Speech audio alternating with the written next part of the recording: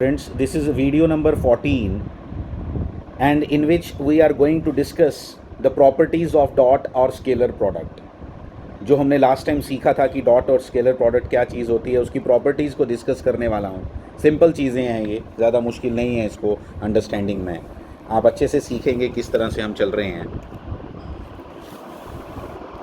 Property number 1, ठीक है, properties मैं इसमें कराने वाला हूँ और इसकी फर्स्ट प्रॉपर्टी को डिस्कस करेंगे. ठीक है, देखो प्रॉपर्टी 1 क्या है. The scalar product is commutative. Commutative क्या होता है मैं बताता हूँ कि मतलब अगर आप ए डॉट बी लो या बी डॉट ए लो, जैसे प्रोडक्ट होती है आपकी नॉर्मल प्रोडक्ट भी 3 इंटू 4, 4 इंटू 3 एक ही बात होती है, वैसे इसमें भी this product is also commutative. आप ए इंटू बी करो या बी डॉट ए लो, एक ही बात है.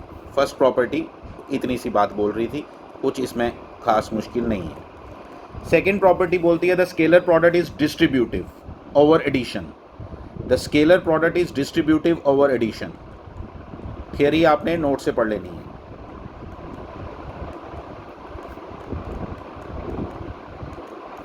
मतलब जैसे होता है ये देखो डिस्ट्रीब्यूटिव है, मतलब ऐसे हम कर सकते हैं जो नॉर्मली हम कर सकते हैं, जो प्रोडक्ट में भी हम करते थे ना वैसे ही हम यहाँ पे भी कर सकते हैं, लेकिन ध्यान रखना डॉट डालना होता है यहाँ बीच में. ठीक है, अच्छे से लिखना इंपॉर्टेंट है, ये लैंग्वेज है हर चीज़. ठीक है, ये आ गया. फिर थर्ड आ गया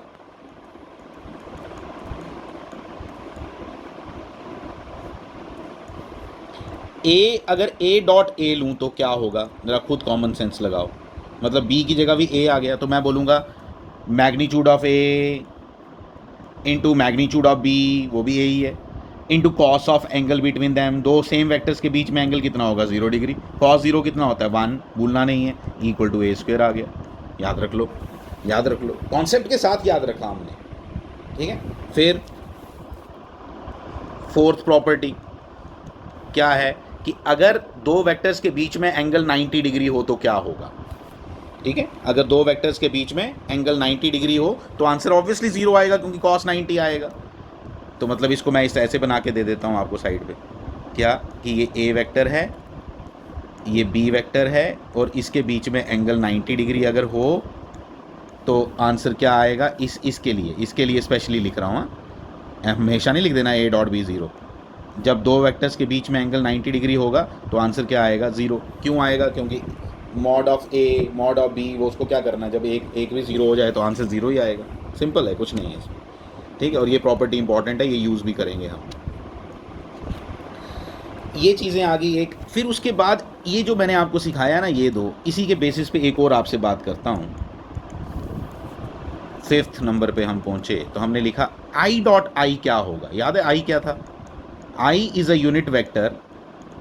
यूनिट वेक्टर मीन्स जिसका मैग्नीट्यूड 1, लिख दो मैग्नीट्यूड 1 और cos of angle between them. तो आई और आई के बीच में कितना एंगल होगा, दोनों एक्स एक्सिस के लॉन्ग हैं तो दोनों का बीच में एंगल कितना होगा, 0. तो आंसर क्या आया, cos 0 क्या होता है, 1. आंसर क्या आ गया, 1. तो याद रखो आई डॉट आई किसके बराबर होता है, आई कैप डॉट आई कैप किसके बराबर होता है, 1 के. याद रखना है प्लीज़. जे डॉट जे किसके बराबर होता है, 1. के डॉट के किसके बराबर होता है, सिमिलर इक्वल टू 1. जैसे ये ऊपर वाला प्रूव किया वैसे ये भी करो. तो प्लीज़ ये याद भी रख लो. मैं याद रखने से ज़्यादा बोलूँगा, माइंड के अंदर 1 सेकेंड के लिए सोचो, अपने आप आंसर आपको आएगा, प्लीज़ भूलना नहीं. ठीक है, फिर उसके बाद एक और इंटरेस्टिंग बात बताता हूँ. 6th पार्ट क्या इंटरेस्टिंग है कि आई डॉट जे किसके बराबर होगा. कॉमन सेंस से 0 होगा.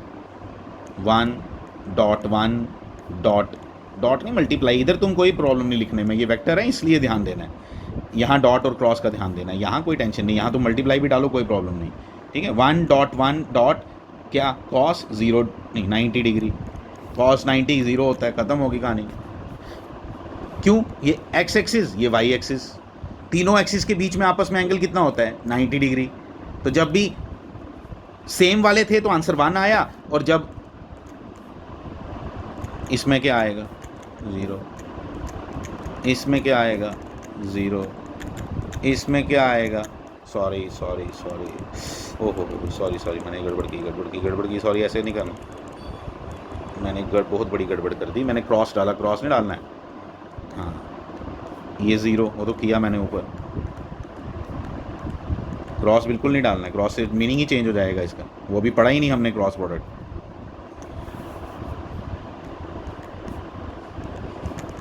सब 0, सब 0, रीज़न आपको पता है, इनके बीच में एंगल 90 होता है, हर एक्स वाई के बीच में कितना एंगल होता है 90, वाई एक्स के बीच में कितना होता है 90, जेड और एक्स में कितना होता है 90, जेड और वाई में कितना होता है 90, तो सब में 90 है, तो इसलिए 0 आना ही आना है, 0 आना ही आना है, ये लो सब 0 है, कोई भी एक अगर सेम नहीं है तो इसमें डॉट प्रोडक्ट लोगे तो 0 आएगा, क्योंकि एंगल 90 के कारण वो 0 हो रहा है, तो ये समझ आ गया।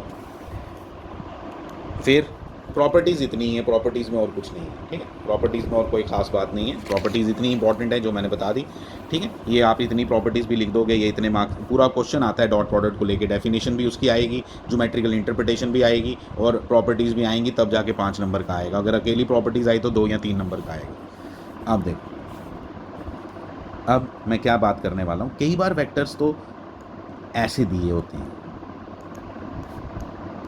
मैंने सिखाया आपको सब,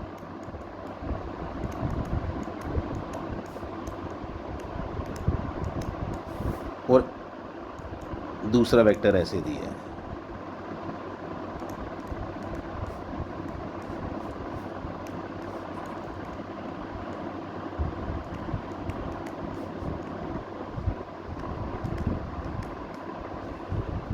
मुझे बोला गया इसका डॉट प्रोडक्ट लो, कोई बात नहीं, ले लेंगे,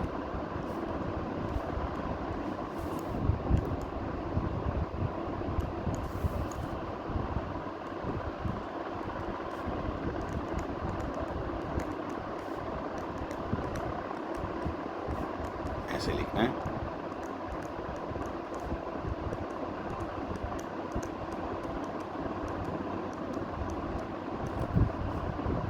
कितनी टर्म्स आएंगी, इसको जब तीनों से मल्टीप्लाई करूंगा 3, इसकी भी 3, इसकी भी 3, 9 टर्म्स टोटल आएंगी, ठीक है, 9 टर्म्स में। लेकिन देखने वाली बात है, जब मैंने इस 2i को मल्टीप्लाई किया 3i के साथ, तो आंसर क्या आया 6, और i डॉट आई क्या अभी मैंने बताया था 1, तो 6 आ गया।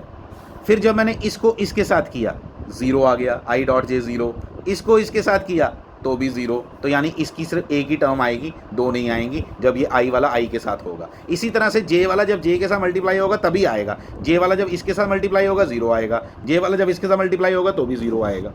इसलिए इसका आंसर सीधा लिखना है,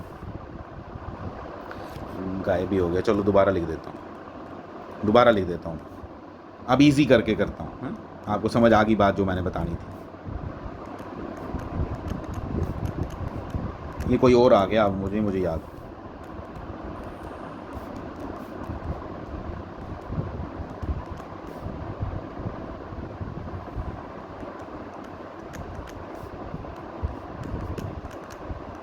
ये आ गया। कैसे करना है, कुछ नहीं मुश्किल है इसमें, प्लीज़ डोंट कॉम्प्लिकेट। आंसर भी जो आना है वो स्केलर आना है, मुझे मालूम है डॉट प्रोडक्ट का आंसर स्केलर आता है, और स्केलर आता है तो आंसर में आई जे के लिखना ब्लंडर हो गया, सारा कॉन्सेप्ट ही खराब हो गया डॉट प्रोडक्ट का। डॉट प्रोडक्ट का तभी नाम लोगों ने एक और रख दिया कि तुमसे गलती ना हो, स्केलर प्रोडक्ट है भाई, आंसर जो आएगा स्केलर आएगा, जो इसका रिजल्ट आएगा, आंसर आएगा 6 + 14 - 45 = -25।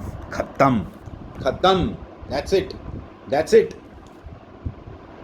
कुछ भी नहीं, और कुछ नहीं लिखना आप, कोई भी यूनिट छोड़ दो, अभी नहीं, हमने कोई बताया ही नहीं ये क्वांटिटी कौन सी, क्या पता ये फोर्स है क्या है, मैं नहीं मालूम, इसलिए आंसर में बस ऐसे यूनिट्स लिख के रख दो, कुछ नहीं प्रॉब्लम, सीधा this into this, this into this, this into this, कुछ नहीं किया है, प्लीज़, सिंपल है, डिफ़िकल्ट नहीं बनाना इसको, दिस इज़ वेरी सिंपल।